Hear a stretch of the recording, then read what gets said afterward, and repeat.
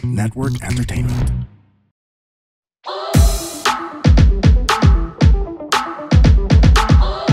Hi girls and boys! Kami ang Lady Bosses! Mga sister-alets! CR tayo, let's go! Oh my gosh, 3 years. Correct. Lady Bosses, akalain nyo? Umabot tayo ng 3 3 years. So, Oo nga nagpaplastikan tayo. O kaya nga eh. Kailan last na live natin na ganito? 2023. Ay, 22. Tama. No, yeah, 2 years ago kasi nanganak tayo parehas eh. So 2 years So, ago. 2023. Ito ba yung sa Brick Wall? Oo, Brick Wall 2023. Live recording din. Shit. So, ito na yung pangalawa sumunod. Oo Na nga. dapat last year meron din. Oh, hindi. Nanganak kayo eh. Sorry, Ginny ah. We have lives too, you know. Oh, you have Ask Ko Lang. Yeah, we have Ask Ko Lang actually. What's your Ask Ko Lang? So, pag nakikinig kayo ng music, anong mas nagkakakot ng attention nyo? Is it the lyrics or the melody? Ako, lyrics. Kasi mahilig ako sa mga tula na pagka mas malalim yung meaning ng kanta, mas nagugustuhan ko siya. Tapos secondary na lang yung music or melody. Ikaw, Ginny. Ako yung melody. Mas ano ako sa beat. Tapos wala na akong pakialam dun sa lyrics. So gusto mo yung mga house music? Yung paulit-ulit Hindi lang? naman. Mas nakaka-catch yung attention ko sa Yung tunog. yung rhythm, yung beat ng Dahil mahilig ka sumayaw? Hindi ko alam. Eh, di ba sa probinsya, puro ganun lang naman yung tunog. So, ano sinasabi mo? Tribo, pang tribo. Ting-dik-ting-dik-ting-dik-ting-dik-ting-dik. Kasi lyrics yun. So, ano magugustuhan niya doon? Baka dahil doon. Ang sama mo. Baka yun nga yun. Kaya ba? Kaya ba? Ikaw? Ako din, melody din. Kasi... Taga-probinsya ka din. Hindi, kasi may hindi ako sumayaw eh. So, di ba? So, yung rhythm niya, yung you want pang... danceable. Oo, mas danceable, mas gusto ko. What genre of music? Genre? Genre? Oh, genre. R&B. R&B, hip-hop. Kasi ano kay 2000s ka na eh. Ako mahilig ako sa ska. Yung mabilis na reggae. Oo, yeah. Oh, kita mo, wala na namang lyrics. Uy, hindi miss ka na may lyrics. Oo, meron naman. Ako laki ako sa alternative rock. 80s and 90s. Okay. Alternative rock. At dahil dyan, kasi it's different when you meet your idols in person. Di ba parang, oh my God, nakakaihina yung ewan.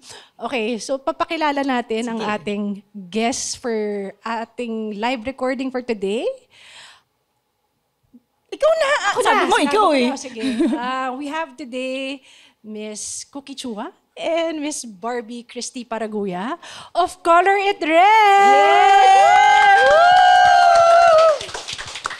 And the reason why we talked about lyrics or melody because ito yung isa sa mga banda na nakocombine nila parehas ang kagandahan ng melody at ng lyrics. So for their first song, let us all welcome Color It Red, Miss Cookie Chua and Miss Barbie Christy Paraguya. Hi, everyone.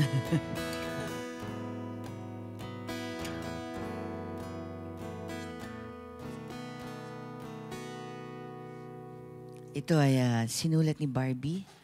Ang title nito ay Speak to Me.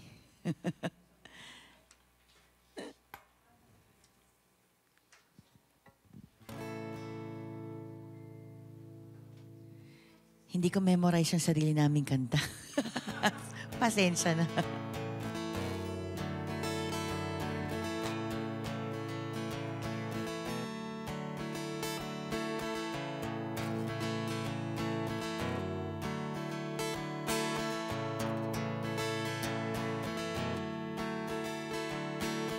Good morning, sunshine. It's a beautiful day. The world speaks to me like lovers do, as the sun shines so brightly, lighting up my life. Hold your head up high. Raise your arms and reach out. Let your visions fly across the sea as the wind whispers softly, filling us with love. Come speak to me like mothers do to their child. Speak to me in silence. Touch my soul, touch my mind. Talk to me without words, the language of our hearts.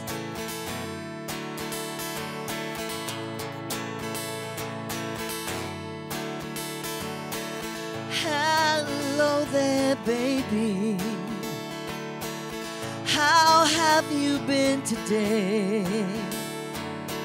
Let the heavens speak to you with love as the rain falls so gently, filling you with life. Come speak to me like mothers do to their child. Speak to me in silence. Touch my soul, touch my mind. Talk to me without words, the language of our hearts.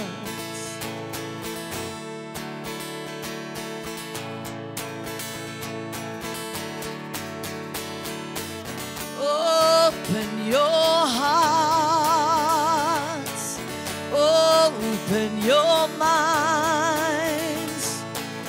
Live a lifetime in a moment. Seize the world with a smile. Come speak to me like mothers do to their child. Speak to me in silence. Touch my soul, touch my mind. Talk to me without words, the language of our hearts. The language of our hearts. The language of our hearts.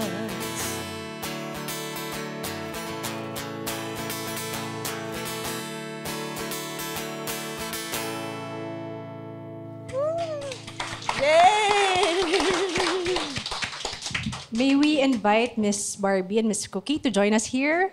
Yes. Yeah, chit-chat, chika-chika. Oo, chikahin natin Usap muna sila. tayo. Oo. Gusto ko yung speak to me like a mother speaks to her child. Pero depende kung sino yung mother. Kung si Kay yung mother, parang parang nakakatakot. Ay!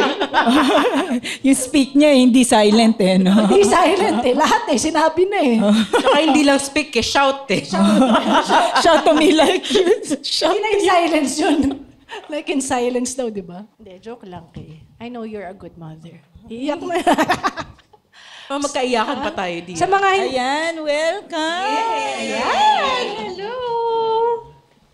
May we ask, who wrote the song, Speak to Me? Who is the composer? Oh, ang ganda, napakaganda. What was your inspiration for the song? Actually, failed attempt yon at a songwriting competition. Yun? Hindi, before pa, kasi for close-up, naalala mo ba yun? Kaya lang nung time na yon, nag-work sa Unilever yung kapatid ko, hindi pala pwede yon. So, sinama na lang namin sa album namin. Oh, I see. My dad used to work for Unilever also. A long time ago. Baka magkakilala. Actually, yung sister mo, tsaka yung... Anyway, parang kinuwento ko talaga. That's not for the podcast, but anyway. I love the lyrics of the song. Thank you. Pero yun nga, parang it's a positive song about mothers and... Kasi, kunento ko na rin. Yung first lyrics yun, yung Good Morning Sunshine, yun yung sinasabi ng sister-in-law ko sa baby niya. Noong... Kakapanganak lang niya. Every time, yung magiging Good Morning Sunshine, yun yung first apo sa family namin. So, dun lang nag-umpisa yung lyrics na yun. Tapos, naging ganon. At ni-review lang namin yun para sa inyo. Kaya hindi ko na-memorize. When was the last time you sang that? Parang 15 years ago. Grabe! Hindi naman. Unplug pa, di ba? Oo nga, talaga. Can we know bakit Color It Red? How was the name formed? Kami kasi, may three girls kami, si Maricar, si Barbie ako, tagang schoolmates kami sa Holy Spirit, mga all-female, tapos nag-form kami ng band. Tapos mahilig kami sa crosswords, di ba? Sa mga puzzle games. Si Maricar actually, si Mark, yung keyboard player namin. No? So, meron siyang puzzle word game booklet. Tapos, yung isa sa mga games doon, Color It Red. Parang lahat ng mga answers, red, may word na red. So, kasama siya dun sa list ng mga possible names ng band. Galing. Nung nagbotohan kami, Color It Red yung Ang galing. Kailan nag-start yung band na Color It Red? September 8, 1989. Uy, specific date.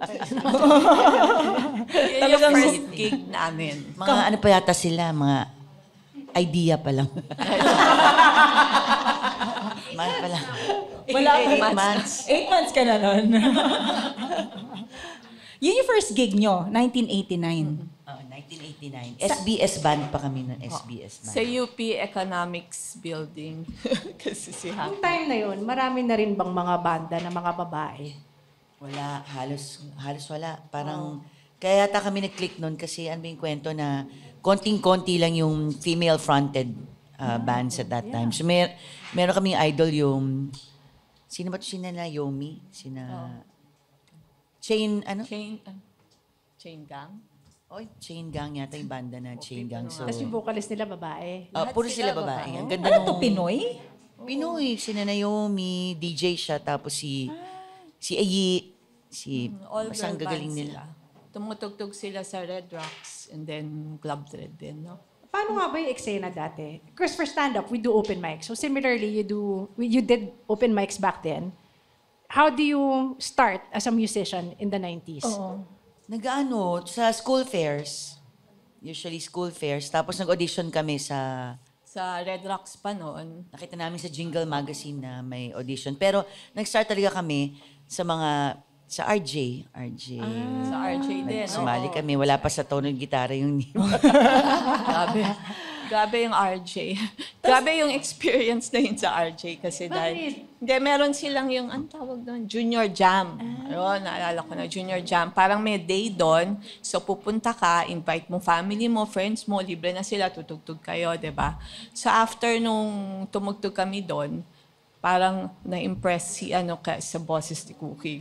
Biglang sinama kami sa sa major concert sa Amoranto ba? Oo, Wow, agad. yung Amoranto na yon sinama kami. Grabe. Tapos nung sound check, parang naiinis na sila dahil wala kami sa tono. Wala sa tono yun. Hindi pa nga sound check yun. It's the actual thing na wala It's sa actual tono yung show. gitara ko. Parang, oh my God. Gitara pa, di ba nagbebenta si RJ ng mga gitara? Oo, may lumapit. Sa- Tapos, Tapos para mag-stall, si Howlin' Dave, pa yung kanyang... pinaraffle yung kanyang cap. Wow, sobra yung gabing experience na yun. Pero we were parang 18 years old tayo, no? 19. Huwag mo sinasabi na bubukit ka. Ay, kinukupit ko na ngayon eh. 14, mga 14 kami no. Years ago lang yun. Pag nag-compute sila. Napapakompute na nga ako. Pero eh. tama Ang galing kayong ng compute. question mo. Sobrang limited ng venues noon kung saan ka pwede tumugtog. School fairs nga lang. Saka that time, Red Rocks na naging Club Red, saka Mayrix. Sino yung mga naging musical inspiration nyo back then? Local and then international. During the late 80s and then early 90s. Sa international, well, U2, syempre. Yung Yeah, love you banding too. Yeah. 10,000 Maniacs. So sila, magkaiba kami talaga na. Ikaw, ano? Hindi, ko yung standards. Yung mga Doris Day, Connie Francis, mga ganun, mga Filipino, mga VSC, Hotdog, mga Manila Sound. Yeah.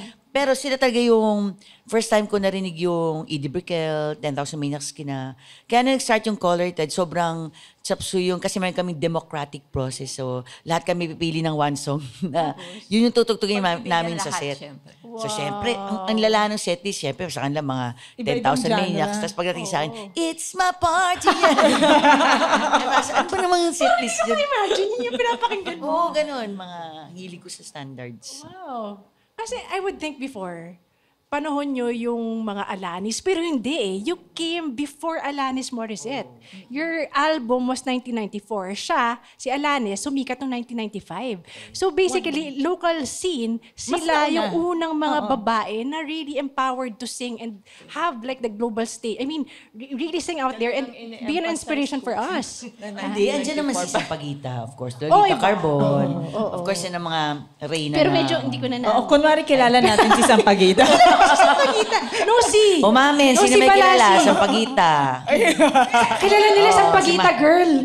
Yung naging viral na sa Pagita Girl. Yun ang mga tunay na tunay yung dalawang yan. Grabe. Uy, grabe yung boses ni Sampaguita. Tama, no? Si Balasi, di ba? Si Palasi.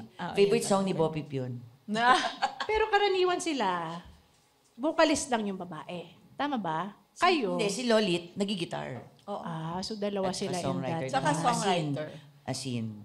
Kasi more than yung pag-perform siguro, yung songwriting kasi ang talagang mas, Yeah. sa akin, mas Yeah. mabigat. Yeah. So sa Color It Red, ikaw talaga ang gumagawa ng lyrics or kayong lahat? Hindi naman ako lang. Pero mostly, kasi nung una, lalo na nung una, lyrics ginagawa ko, tapos nalagyan ng melody ni Cookie or ni Mike Villegas, and later on, o kaya ako rin. Pero, meron ding mga ibang gumagawa na ng kanta, like si Bopip, yung asawa ko. Later on, marami na rin siyang mga songs na kinontribute. Si Sam Salazar, yung nagki-keyboard sa amin. For a time, may mga songs din siya na na-contribute sa mga albums namin. Tapos, yan, may mga... Si Cookie, gumagawa rin siya ng songs. So, basta kung sinong meron, aareglin namin. Nakwento ni Mark sa akin, yung kuya ko. Sabi niya, mag-best friends daw kayo bago pa lang kayo nagbanda. Sa Holy Spirit. Since high Barkada school pa. talaga kayo ni Maricar. Since, grabe, 12 years old. 12 time, 12. High 12, 13. 12, 13 years old, mag-best friends na kayo. Tapos, buti nag-click kayo sa band, sa pareho kayo. Kasi may mga mag-best friends na magkaiba yung gusto. Like, hindi sila pareho sa music, hindi sila... Oo nga. Actually, magkaiba nga yung... Pero kasi siguro, pagdating kasi sa ano... Hindi kasi, di ba, standard siya. Ako more on rock new wave. Pero kasi, pagdating sa paggawa ng kanta, siguro yun yung meeting ground namin. Nag-jive sila sa music. At saka parang high school pa lang kami, nag-uusap na kami nito na magbabanda tayo. Meron kaming, ako, personally, meron akong gustong movie, yung Satisfaction. Sina Bateman, sina, mga, tungkol yun sa banda. So, parang peg namin, gagawa kami ng banda. So, Pero karaniwan nga back then, mga boys yung banda eh. Oo. Naalala ko. Anong pakiramdam, na being hindi naman siya female band talaga, pero mas kayo yung front eh. Sila yung bumuo. Sila yung nagsimula. Tapos they encourage other band members. How was it being a female artist or nasa banda during the 90s? Masaya. Hindi naman kasi namin, ako personally, hindi masyadong emphasize sa akin yung gender, babae kami, Pero siguro in a way, nag-work for us kasi parati kami na pagbibigyan, joke. Hindi naman. Pero yung mabait sa inyo, yung mabait ang mga tao sa inyo, lalo na pag yung audience. Dati kasi, mas marami talagang lalaking nanonood kesa sa mga babae. Sino po yung mga kasabayan yung banda nun? Na male bands? Na male bands. Actually, parang mga kasabayan namin nun, Eraserheads. Kasabay namin yun eh. The Woods. River Maya. The Woods. The Woods. Yung mga mas nauna pa. Sa amin, Oo. pero... Nauna pa sa amin. Putriska. Yan, Putriska. Putres ka. Patricia, Sky. Oo. Tsaka pagka yung noon, di ba, usong-uso yung mga multi-band concert, yung mga Biso sa Amoranto, mga ganyan-ganyan. So, ang nakakabuti lang, sasabihin nila, pag aakit na yung color, kasi mga babae kami, peace, peace. Kasi di ba, nagra-rumble na siya, wah! Tapos pagka aakit kami, peace na pare! Peace. So, yun. Kasi dati naman, usong-uso yung, ewan ko, pag masaya na sila nang babato ng mineral water bottle sa stage. Sa amin, wala pa sa amin nangyari. At masaya pa sila noon, ha? Tsaka nagpapaan sila ng mga bilog na letter C. Ano yun? Kondom. Talaga pinapaan nila. Pinakaya sinabi. Speaking of May condom tayo dito eh. Meron tayong sponsor na condom kasi. May commercial nga ako na. Talaga? Trust? Noon. Gusto mo makita Basta yun? may trust. Nasaan yun? YouTube, di ba? Ah, sige, Google natin. You made a jingle out of it? Talaga? Kinuha ako para mag-commercial nga doon. Fun fact, di ba, buntis ka? Ano yung pinaka-first concert nyo na malaki? Yun Like, yung Amoranto. hindi, Yung official Ayun na, parang Color Red. Yung Bisto sa Amoranto. Hindi, may RJ kasi, tapos may... hindi. Yung kayo na mismo. Yung Earthquake, yung kasama yung The Dawn. Earthquake? First festival ng mga San Miguel. Lagi yearly yun. Ang headliner din lagi, The Dawn, minsan Rage Band, may Joey Ayala. So nasama kami dun. So grabe. Pati yung Red Horse, di ba? Meron parang mga... Ayun, music laban. Music laban Music sila laban, dati. oo. Para siyang Woodstock in a sense. Or yung Coachella ngayon. Mga ganyan. Saan to? Saan ginanap? Sa Araneta. Oo, edi malaki din, marami. So, hindi kayo kinabahan? Araneta agad yun eh. Kinabahan. Okay. Upload yun na-save ko yung ano Na hyperacidity pa nga ako. Balita ako para daw mas kalmado ka. Lagi ka umiinom ng tanduay bago ng... Ito ba yun? Chismis lang. Before yun talagang 5 years, yun talagang drink ng Colored noon. And You then, have to drink first or everyone? Hindi lang ako, everyone naman yung... Tagay. Hindi, yung eksena talaga din noon talagang... usong-uso, sabi ko nga sa son ko parang, at saka yung sa ibang nakaka-jam ko na bata. Anong panahon namin, kung may multi-band concert, lahat talaga ng banda nagsistay. Papanoorin yung tapos lahat may hangout sa likod, may party place. Nung minsan, in-invite ako ng Ben and Ben, nag-jam ng tinatangi sa isang event, mga pre-pandemic. Tapos sinagbaon ako ng bote. Sabi ko, makaka-jam ko yung mga bata. Pag ko sa backstage, tita, mauna na kami. Tita pa talaga eh. Mauna na po kami, mga autotelic. Ano ba naman kayo? Wala bang iinom? Sa bahay na lang po kami, manood lang kami sa ganyan. So wala Ano silang mga nangyari sa mga ritual? bata ngayon? Wala silang like after party? Hindi, tapos eventually, na-realize ko, ang kanilang ritual ay coffee, milk tea. So, speaking of Ben and Ben, nung panahon ba na yon, may singitan na ng banda. Andun kami nung ano na yun. In fairness, pagtatanggol ko sila doon Ay, pagtatanggol mo sila. Ano nangyari? Oo. Ano ba po? Oo, nandun kami nun. Pagka mga ganyan kasi, ganun yun. Sa opinion ko yung organizer ang kailangan talagang mag-ayos ng lahat-lahat. Pero kung yun sa tanong mo, nung panahon namin, merong gusto. Siyempre, sino ba namang gustong tumugtog ng last? Yun yung parate. Ay, talaga? Hindi ganun sa inyo? Kung sino yung meron last? ting Meron noon na-settle na namin nila Basti yung issue na yan ng Wolfgang. Pero noon kasi, pag biglang darating sila, yung tawag namin mga Makati bands, parang, ba't sila yung nauuna? Kanina pa tayo nandito, mga ganyan. So, pero, di ba yung nangyari? Pero kami kasi yung mabait. Kami yung parating, nasisingitan. Okay. Pero, ngayon, learning now na nag-usap kami, you're always mad at us. Parang ganito ko sabi, sinasabihan lang naman sila noong time kasi may lagari pa sila. So, ang basa namin noon, no-offend kami. Pero, hindi, parang ngayon tumanda na, nai-realize namin, nga, hindi naman kasalanan. Sinasabi na pagdating na, tungtog na kayo, di ba? Pero, yun, meron din. Pero yung, para ipagtanggol yung Ben and Ben, hindi ako walang, I think, lahat kasi nasingitan. Parang hindi lang naman, lahat naningit nun, even. Kasi naiba yung buong program, natsingitan ng politiko, biglang ibang artist, napunta doon sa pasa. So, Nangyayari din yan sa stand-up eh. Di ba? Yung Sa open mic. Sa open mics. Sa open mic. Minsan sa show din, meron ako naranasan ganyan. May veteran na sumingit. Anyway. kami, hindi naman kami tatapo dahil actually hindi na kami tumugtog sa sobrang late. Nag-walk out na lang kami. Ang sesya namin kasi nagiinuman kami doon sa yung pulutan. Hindi, parang di ba, ganyan, mamaya, pinakalas, sino yung banda yung pinakalas, Sino dyan? ito yung Tanya kaaway ni... Markova. Anong kanta? Tanya Ayun, Markova. Tanya Markova. Sila na talaga yung... Kami na nga lang nanonood sa kanila, nakakaawa din. Dahil talaga nagliligpit na yung... ang kaya bait pa nga siguro. nila, tumugtog pa sila. Paano ko, bait nito mga tutugtog Oo, pa. Kami nga, tumugtog pa. tara na, uwi na tayo. Talagang mga lasing na kami sila, talagang tumugtog pa sila. So, Kaya pala very controversial ang At least Tanya. nasagot nila kung bakit. Oo nga, oo. O mga Basta ako yung organized. Ay, sorry kung sino man nag-organize nun. Pero, kung magbabacktrack tayo, dapat hindi na nila pinakanta kung sino yung estudyante ba yun o ano na. Hindi, kasi maraming mga...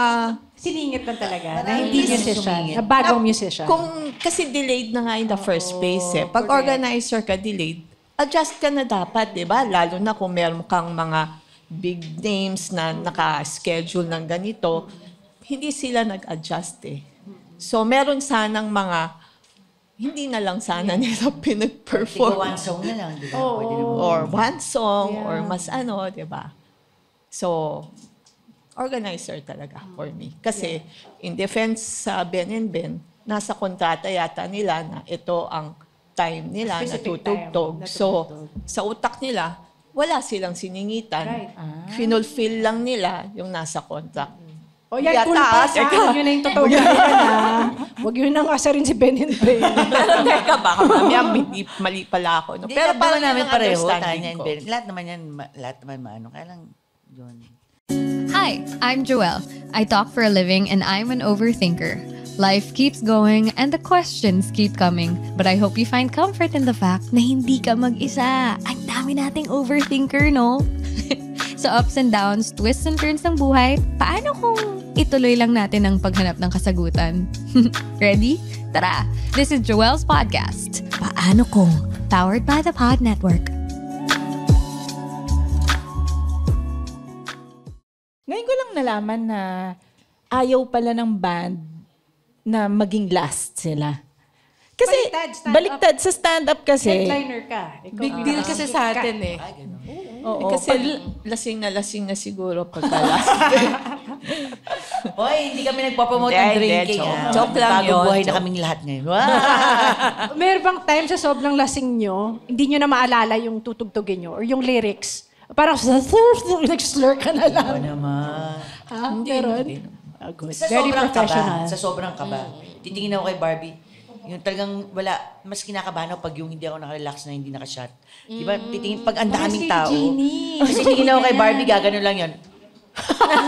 Alam ko na yung first line. Kahit wala naman akong sinasabi talagang may sense. Ganyan lang. Kalabasa. Nakakalimutan mo yung first line ng kanta niyo. Grabe akong kabahan. Naku, Ganyan Diyos. ka rin, Jeannie, di ba? Kanina kinakabahan ako. Parang sasara yung, tas ang lamig pa dun. Ay, sorry. Hindi, ito may tanong. Galing kay Mr. Stanley Chi. ano? Chinese po ba kayo? Bo? Chuay. Hindi. No? Oo, You are? Chinese Dad- half. Half Chinese. Which half? Father side. Father mo yung Chinese. So Yes. marunong ka magkarate. Po. Ano tanong yan? Karate. Chinese ba Galing kay karate? Stanley Chi. Gusto niya itanong. Anyway, phone-in question lang yun galing kay Stanley. Alam Nakakainis ko mo. naman tampo, yasuy, mga ganun. Like siya, mga ganun. Oh, ang galing. Kasi emerito at Chinese eh. So, Ay. Pero mukha ka rin Chinese. I think yun yung pinipili nila. Kailangan mo kang Chinese Lahat din. yata Sa ng mga mahaw. Pilipino, kahit i-deny natin, lahat tayo may May lahi lahing- dugong Chinese. Oo, totoo. Totoo yan. Yeah. Yun. So, mga kids Sino ko ba? have Chinese. Chua yung dad mo. Oo. Eh di yung dad mo yung Chinese. Yeah, daddy niya. Kakasagot lang niya eh. Ay, okay, Kabado sorry. yan. Sorry. Kabado yan. Kaya kayo magtanong. Ano ba nangyayari? Ano ba nangyayari? What's happening? Eh, eto, kasi syempre, nagsimula kayo 1989, di ba? So parang sabihin na natin, meron mga fans, meron mga nandito na hindi na kayo kilala. Mahirap ba kumuha ng mga Gen Z, younger audience dun sa mga songs ninyo ngayon? Or yung... Siguro, kasi... Pero ito nagulat ako.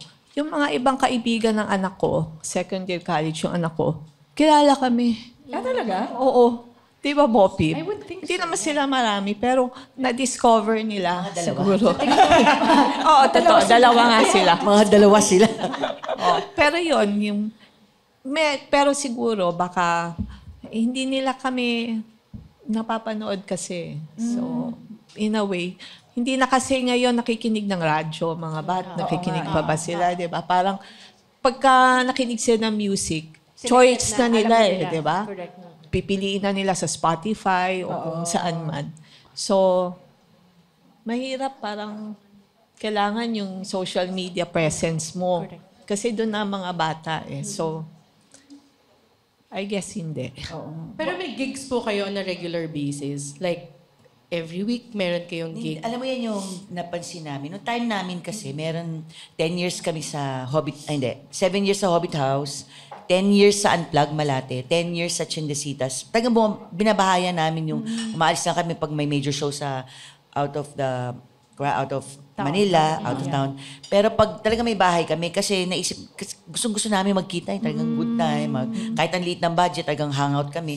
Pero ngayon, tumutugtog kami, special shows, tas hindi sila, yung mga bars, bihira na silang nagbabahay ng regular performer. Kunwari, pwede mo magsabi ng mga bars? Mga Nocto, Super Sam, mga ano yan, may assigned na nights, pero hindi every Wednesday kayo, parang hindi na, parang... 19 East, meron pa ba doon? May 19 East, may... At saka dun sa mga bata, hindi rin kami, feeling ko, nagkakwentuhan kami ni Clem ng Orange and Lemons. Sabi nga ni Clem, naka-jackpot lang siya dahil nagka-resurgence, nakilala daw ulit yung pandemic sa TikTok, yung kanilang isa. Kaya biglang sumikat, parang nag-ano sila, pero sabi ko, yun yata, kailangan gumawa tayo ng skandalo tapos gawin natin. Gawin nyo naman backup music yung... Sumingit kayo. Dapat mag-viral. Mga viral Kailangan mag-resurface yung video nyo from before. Meron may mga lumalabas na What do you think is your most popular song? I know what. Yeah, but you have to talk about it, right? Sabi nga ni Kevin, song for all occasions. Oo nga.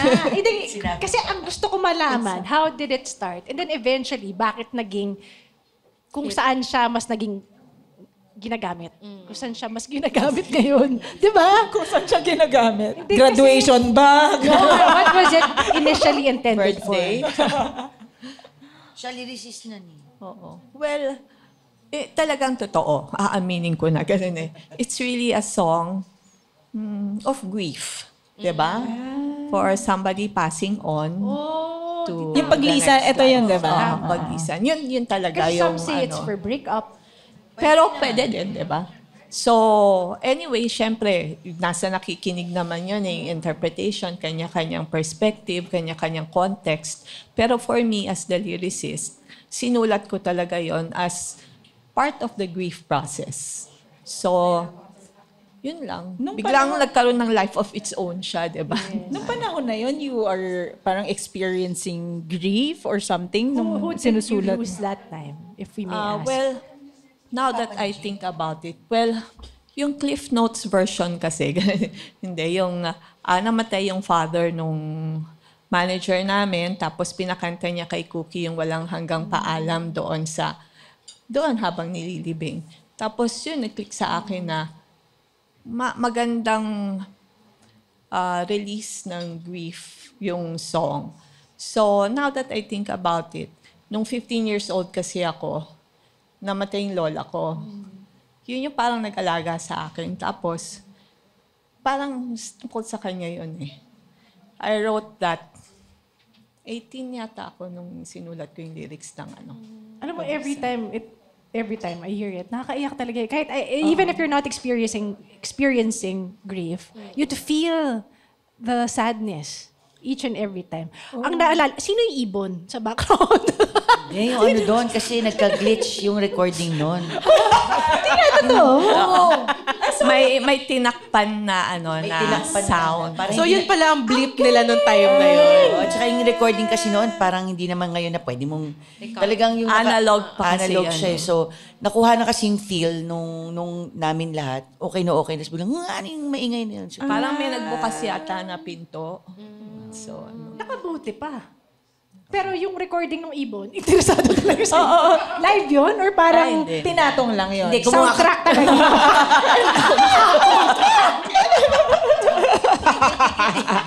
yung pala kayo Kinikilit eh. hawak ko ang mga itlog mo. Joke, hindi. Parang soundbite yan. Oo. Parang katulad may isa din kami kanta, Life Goes On, may soundbite din naman yun. Pero hindi talaga yun ang single, di ba, Barbs? Oo. Yung unang pinagpipilian nila yung I Need You Here or Hand Painted Sky ba? Hand-painted. Tapos biglang... Panahon pa ni Triggerman kasi noon, di ba? O, di ba? LS, hindi nila alam Sa kung mga ano. nakakakilala dito. So, Naalala ko kasi, pinatugtog yung paglisan. Namatay yung parrot ng ex-boyfriend ko. Yun yung pinatugtog namin. Exacto, may ibon. True story ba? Kaya pala napansin mo yung ibon. Yun ang tumatak. Yun yung tumatak pangalan niya, Vicky. Kasi parrot siya. Vicky. Kailan nag-number 1 yun sa charts? no, 95. 94, 95. Album nila, 94. Anong pakiramdam? Nag-form kami 89, naka-record kami 94, tapos 95 Kasi noon, kailangan mag-top ka sa 97. yung kay Triggerman Kay Triggerman. So, noong May 89, top nag-release 10. na kayo ng song noon. Wala pa. Hindi. You started 94 talaga. First album. Oh, meron yung alert level. Oo, Tapos may mga few recordings, guestings sa iba-ibang. Pero kasi, unlike ngayon na digital, na mas madali nang mag-record, mahirap dati. Analog ka, talagang wala kang mahanap, talagang studio, mahal. So, from the Tapos time... nag-ano kami, nag-iipon kami ng allowance kasi yung magpagagawa ng demo, yung para makakaipon kami ng money para makapractice. Mahirap po. So, from the time you write the song to the recording, gaano katagal yun? And then releasing it? Matagal. 6 months or 1 Then, year? nung time na yon, nag-form kami 1989. Marami na kami mga nasulat na kanta. Lahat yon halos bago pa namin na-record dun sa first album. Tapos nagsasubmit kami ng mga demo, sasabihin, ay, dun yung area ng mga dancer. Parang, Nag-audition pa sila parang mag-dancer. tapos yung nagsasubmit kami ng cassette tape, hindi pinapansin, yung mga gano'n, nalagay lang sa... So mas madali talaga buhay ng mga bandista ngayon kumpara noon, no? Oh, in a way siguro, parang feeling ko may advantages, may disadvantages. Parang ang advantage siguro sa amin noon as, well, pioneers, parang mas konti pa lang din kayo, di ba? Mas malaki yung pie, konti kayo. Pero ngayon, ang daming magaling, ang daming Saka madali nyo, pong di ba? ma-discover ngayon dahil sa social media. Saka yung naging parang... Kasi wala na nga yung mga radyo, wala na yung... Dati kasi pag pumasok ka dito, parang medyo guaranteed na yung success mo. Ngayon kasi sobrang kalat na eh, di ba? May yung pagiging global, yung iba na nakikinig na ibang radyo, hindi naman lahat nakikinig na sa mainstream na radio, di ba? So parang hirap ngayon. Mahirap din. Ay, meron pala akong question. Pag naririnig niyo po yung song niyo na tumutugtog, di po ba kayo nagki-cringe? Katulad kanina, di ba? Pinag-uusapan na namin, kakain ka sa Tapsilugan, biglang buong album, yun ang patutugtugin. Nakakahiya din talaga. Meron kaya nung nakilala kayo nung restaurant or nung bar, tapos biglang nagpa-impress, pinatugtog lang yung album nila. Tapsilugan, kasi nga, Tapsilog, di ba, na naman? Oo, yung mga ganyan. Tsaka, Nasa lyrics kasi nila yun, Tapsilog na naman. Pinag-inuman lang kami sa Sidong Abe naman kasama namin. Nag-inuman kami sa isang birthday. Inis na isa si Dong na, ano ba naman yan? 3 hours na, puro album ko. Sa totoo, nakakahiya. Di ba parang... Oh, nakaka-conscious ba na yun pa rin. Pero syempre sa privacy ng bahay namin, sino-sound trip namin. Yung kanta namin. Ako hindi. Nahihiya ako. Kami mag-asawa, sina-sound trip namin. Kasi kami ganun din eh. Hindi ko pinapakinggan yung podcast namin dahil nahihiya ako sa boses ko. So, parang nakaka-cringe. Pero, syempre, pag mag-isa ako, pinapakinggan ko. Katulad nito, ito, hindi ko na to papanoorin pag uwi ko. Pero panoorin nyo sana. Play nyo lang para dumami yung... Yung lessons namin. Meron din ba kayong mga songs ng mga, kunwari, di ba, friendly competition naman nung panahon na, nung 90s. Meron ba kayong mga songs na narinig sa ibang band na, ganda, sana ako yung nakaisip niyan. Kasi meron kaming mga comedians, lalo nag-uunahan kami sa mga jokes eh. Lalo na kapag mga newsfeed, mga ganon. Siya, unahan kami sa jokes. Pag meron yung maganda yung joke, Pagkakasulat. yung kakasulat, ba't di ko naisip parang, yan? shit, sayang, Oo. dapat akin yan eh. Parang ganon. Meron din ba kayong mga ganon sa music? Well, ako as a songwriter, lyricist, hindi ko naman masasabi na sana ako nakaisip nun. Pero may mga ina-admire akong songwriters na, wow, ang galing ng mga ginawa nila. Ever since writer ka na? Pero mahilig ako magsulat ng poetry. Nung high school ako. Sinong banda na pag nakita nyo, nasa starstruck pa rin kayo? O buhay pa ba sila? Magwawala yung apat na, no? Mga kabeshi ko yan. Batchmates ba? Batchmates. Pero sino Boy, na? grabe ka naman. Ay, hindi Si nga. Pilita, tatanong. syempre hindi. Oo, Pelita. Si Gary Granada, super fit. Oh, personally, grabe. Yung mga grabe, senior grabe. talaga, for me yan. Joey Ayala. Si Noel Cabamon. Yeah. Si Lolita Carbon. Sa mga bago po, sa mga bagong... Oo, yun! Kasi siya hindi Hindi siya nakapata makarelate eh. Hindi siya makarelate. Gustong-gusto ko yung Wacky and the Winstons. Yan. At tindi nun. Hindi, joke. Bilang mga girls, no? Kasi kami, very sentimental kami. Halimbawa, yung first gig ko for stand-up, I kept the poster. Do you also do that? Nako. Isang Si Cookie. isang baul. Talaga. At saka meron akong YouTube channel, hindi pa tapos. Naka-upload doon lahat ng guesting namin. Even yung Earthquake, yung San Miguel, yung mga past namin na guestings. Gusto nga, sabi ni Glock9, tanggalin mo yung mga ganon para ma-monetize mo yung YouTube channel mo. Sabi ko, ayoko naman perahan yung gusto ko lang may memories. Gusto ko lang i-upload talaga i-upload yung journey namin, yung color thread para makikita ng iba, di ba? So, okay na lang kahit hindi mo monetized. Okay na. Glock 9 Classic. Nakasabayan nyo rin si Glock 9? 90s din ba si Glock 9? Ako ba naman? Dalawang kanta niya, nag-back up ako sa recording, yung Tao, tsaka Bakit Hinahanap. Mahilig ako mag-back up ng bayan. Ganyan din si Alanis eh. Dave Matthews nag-back up siya. May time kasi nung 90s, pag kunyari bago kang female vocalist, kumukukichua. Di ba parang ginawa siyang noun na parang yung mga baguhan. Kumukukichua ka. Kumukukichua, totoo. I read it somewhere.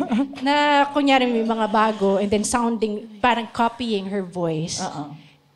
Parang kukichua din. So it was hard to reach Miss Cookie's level. Na you have to be really better to also be successful in the industry. Yes. Nga ito na, libre. Papa Burger. Banana chips. Di ba, mga mommies na kayo, di ba? Hindi. Mga mami.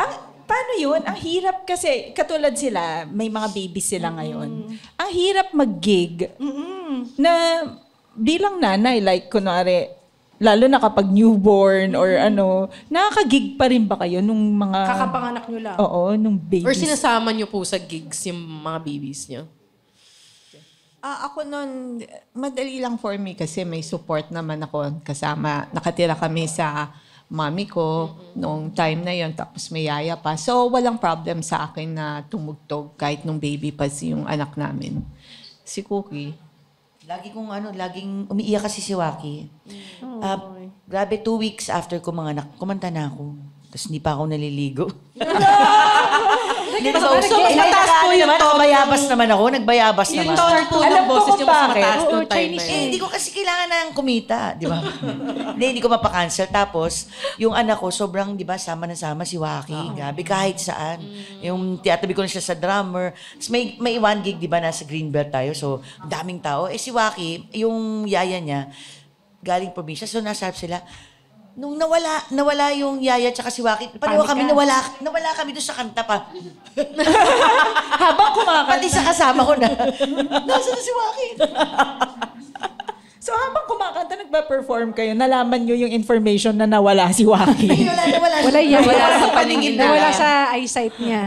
Siguro hanggang tapos may nakakaaliw si Waki na tumutugtog na kami nung tumanda siya, mga 7 years old, 8 years old. In between set, may dala yun. May dalang gitara. Tapos iba, after first set namin, naakit na siya. Tapos, ting, ting, ting, ting, ting, ting. Magsiset na siya mag-isa. Gagawin niya yung sa Star Wars. May nabasa ako na article. Parang growing up, si Waki daw was never exposed to music. Parang ayaw mo na mag-music siya. Tama ba yun? Expose siya sa music, pero Yeah. ayoko siyang mag-music. Mag-music Bakit? siya. Why? Baka manginginom, gano'n. I know. Hindi, mahirap kasi talaga. Mahirap Okay, ang mahirap. buhay Okay. musiko. Kala mo lang sumikat ka, meron kang pang-support sa family. Hindi enough. You had a day job back then? Oo nga. Ano? Kasi syempre, alam mo naman sa Pilipinas, support natin halos whole family. And syempre, dumating yung time na yung Color Ted kasi nagkaroon kami ng mga, naloko kami, mga gano'n. Tapos syempre, nagkaroon ng time na hindi ka nasikat. Di ba? Kumukonti na yung gigs mo, tapos ang dami pang support, daming babayaran. So, parang nagsisisi ako na, ay, hindi ako nakatapos. Mga ganun. So, siya nakatapos siya, nakahabol si Barbie because naging teacher siya, tapos sobrang na-achieve niya. So, yun, medyo natakot ako na maranasan niya yung mahirap na buhay musiko. But he's also into music now. Yun na, kakapigil mo yun. Hindi, parang calling niya eh. Siguro, no? Kahit na ilayo mo sila doon sa particular Tsaka yun yung nakita niya growing skill up. or talent. Oo. Idol ka niya. Oo. Hindi, habang nag-ano kami, wag ha, wag. Hindi, sabi niya masaya, tsaka passion talaga niya. Si Barbie, ano palagay mo? Pag si Maggie, biglang ano? Si Maggie, medyo studious kasi yun eh. Pero ang nagulat ako sa anak namin, wala yung interest. Well, yung gusto daw niya matuto mag-gitara, pero hindi naman natuloy. Nung high school yan. Biglang mga last year ba yun? Biglang gusto daw niya mag-aral, mag-bass. Ang galing na ngayon. As in. May banda siya ngayon. Wala. Kasi, studios kasi yun eh. Gusto niya nag-aaral. Pero, sana matuloy yung kanilang racket ni Waki. Cute! Sila dalawa. Magbabanda sila parehas. May isang show Meron lang sila sa July na sila yung aming front act. Talaga? Kailan to? Pwede niyo i-plug. Private. May private. Private event. Sayang. Maggie and Waki. Ang aming mga anak. May questions pa kayo? Baka may upcoming gig sila. Oo nga. Regular gigs. Meron, kailan ba ito? Ay, nag-air na to ngayon. I-air to siguro last week of May. Ay, hindi ko pa alam yung schedule na. Masyado tayong advance. Masyado pa advance. Paki-like na lang yung aming mga social media pages, Color Thread, may Kukicho, may IG kami, may ano. Okay, so bago tayo... Pero hindi, galing sa audience, meron ba kayong Oo questions? nga pala. Audience, maybe you have questions to ask since it's a live recording.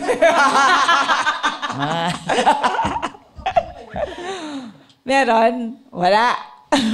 So bago tayo lumisan, meron tayong final song from Miss Barbie and Miss Cookie.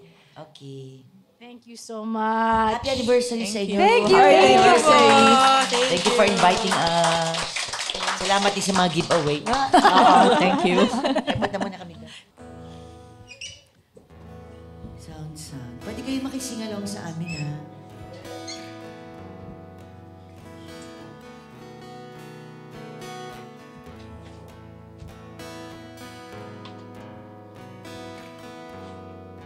Ito'y sinulat ni Barbara Christy Paraguya at ni Mike Villegas.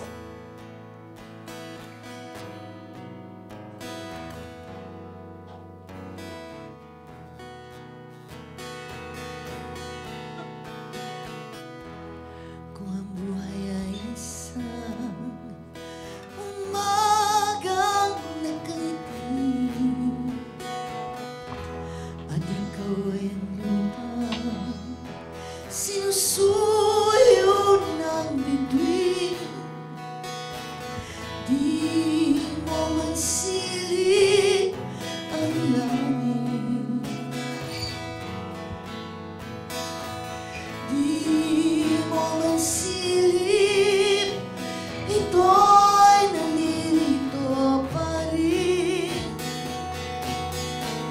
Kung ang lahat ay may katapusan. Ganda kayo dyan. Itong paglalakbay ay makakarating din sa paroroonan. At sa iyong paglisan, ang tanging pabangon ko Ay pag-ibig. Bigyan sila lahat ng drinks. Libre ni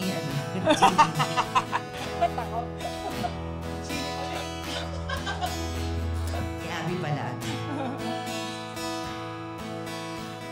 Sa pagbuhos ng ulan, sa haplos ng hangin, alaala mo ang nakauki sa pisngi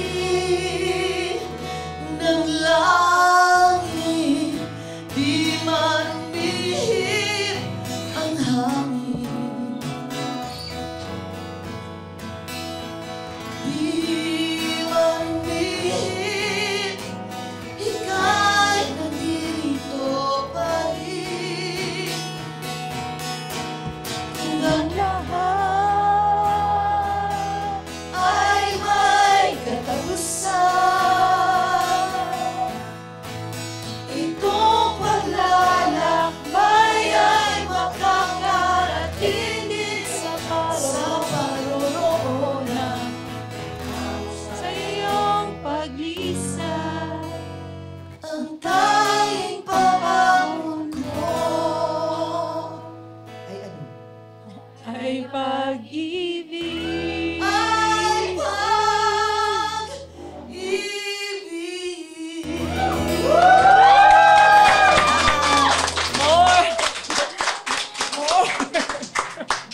More! Ang ganda! Oo nga eh. Miss Barbie and Miss Cookie, di ba meron din na uso dati yung ang tanging pabaon ko ay Jollibee! Hindi kayo nainis doon? Ay, Brandy. Ayun, mula sa kaboses nyong ginawang kanta yung paglisan nung namatay yung parrot ng ex-boyfriend ko, si D.